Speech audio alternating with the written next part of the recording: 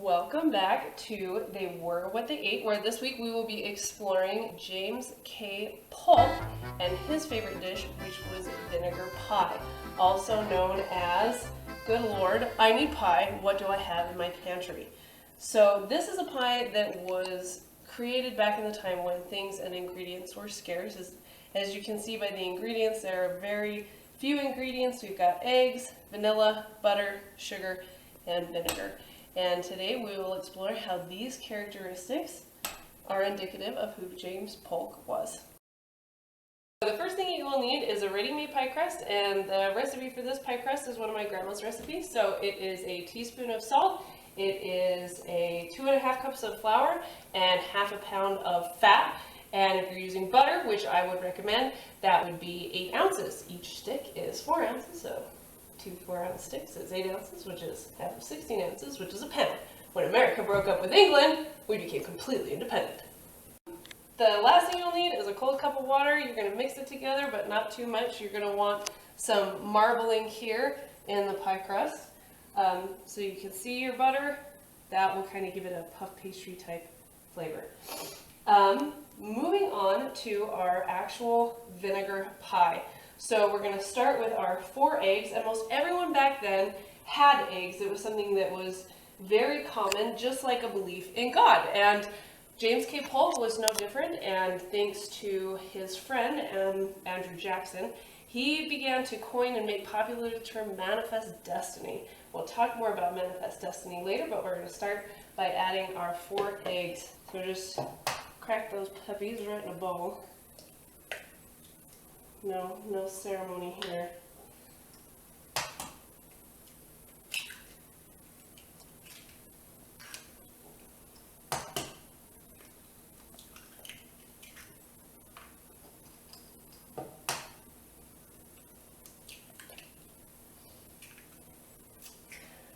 So our next ingredient is going to be 1.5 cups of sugar. And as sweet as sugar is, James K. Polk's wife was a very sweet woman. She began to worry very early on that James K. Polk's presidency would become a forgotten presidency. And so she began to keep and preserve a lot of him and who he was and things he did, and had a lot of paintings made. And because of that, his is one of the only other presidential houses, aside from the White House, that is still around today, that you can actually go visit and tour, which is very cool. So we are just going to add in our 1.5 cups of sugar. Sugar. So next ingredient is going to be our 1/4 cup of butter. Now it is supposed to be melted butter, but I assumed back in the day they probably had a harder time melting said butter, so this has just been out all day, so it's about 83-degree melted butter. But Polk promised he would only serve 1 term, and true to his word, almost before butter could melt, he was out of office. His term was over, and there you go, one and done, quick like melted butter. So go ahead and throw your melted butter in there. Next is going to be our star ingredient in here, which is our vinegar. And vinegar, which seems to come out of nowhere in pie recipes, and I don't think anywhere have I seen vinegar in a pie recipe except maybe in the pie crust. Our president started out as a lawyer, so he wasn't really in the presidential field, but again, Andrew Jackson encouraged him to move up in the ranks, and he was the first dark horse president, if you will. He was not anticipated to win the presidential election, but he did, and a great job he did. So again, we're just going to dump our vinegar right in there. And lastly is our teaspoon of vanilla extract. Now, how vanilla relates to our president is James K. Polk is actually the reason the United States looks the way it is today, from top to bottom and from coast to coast. He believed that his manifest destiny as a president was to expand the U.S. from the East Coast to the West Coast. And it started with Britain.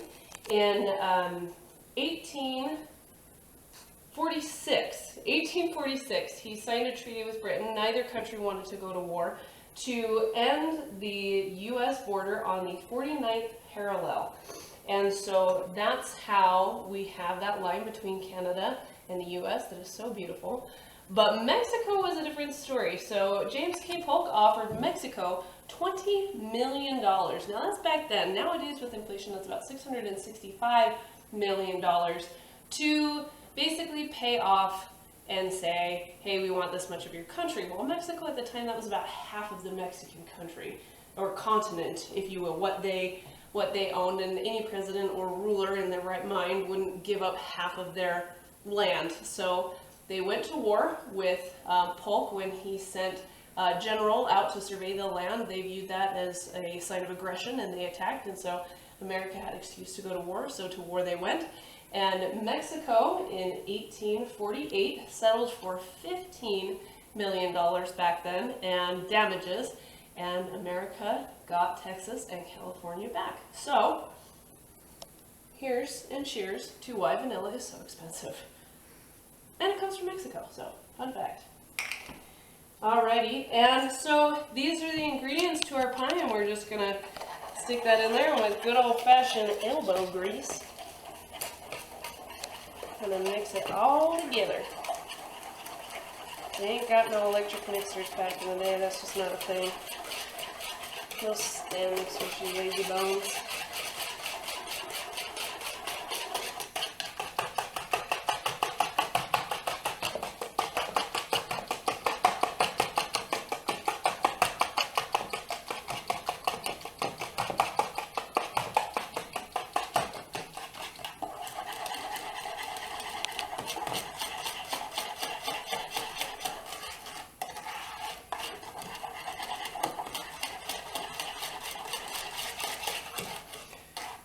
Okay, and you're just going to add that to your pie crust.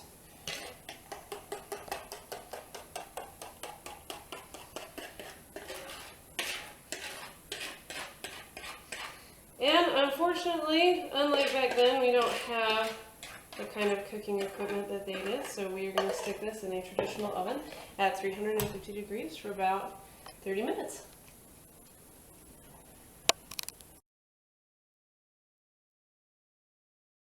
So this pie represents hard times and a want for something better. It represents hard work and a determination. James K. Polk pulled our country through and gave us the prospects of the better future that we have today.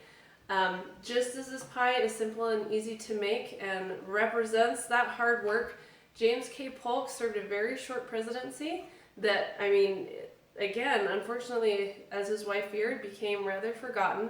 However, this pie is still just as delicious today as it was then, and James K. Polk's life was just about as short as this recipe was, as he died a year after his presidency, a lot of people claim, from hard work.